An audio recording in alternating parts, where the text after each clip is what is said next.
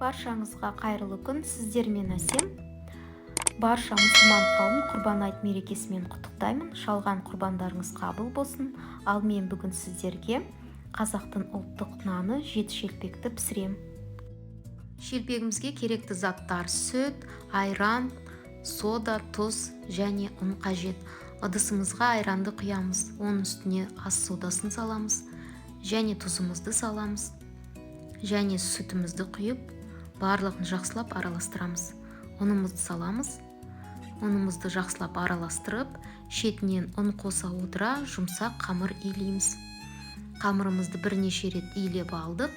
Енді қамырымыздың бетін орамалмен жауып, жарты сағатқа қоямыз. Қамырымыз демалып болды. Енді кішкене ұн сепе отыра, қамырымызды 7 бөлікке бөліп аламыз.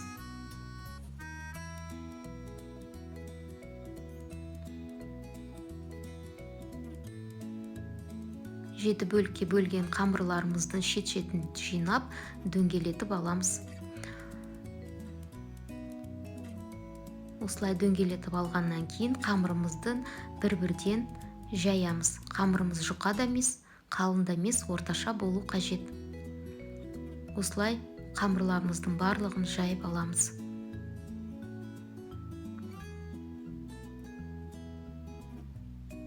Қамырымызды жайып болғаннан кейін ыстық оттағы қызып тұрған майға шелпегімізді салып, екі жағын қызартып пісіріп аламыз.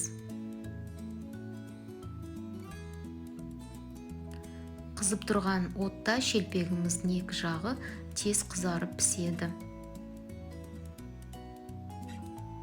Шелпегіміздің майын сорғыту үшін қағаз сүлгінің үстіне салып, майын сорғытып аламыз.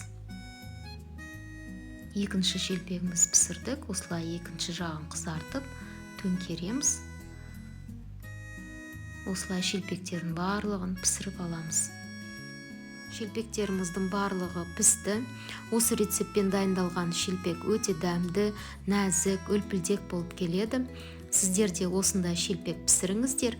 Менің каналыма жазылып, комментарий қалдыруды ұмытпаңыздар және достарыңызбен бөлісіңіздер. Келесі кездескенше күн жақсы.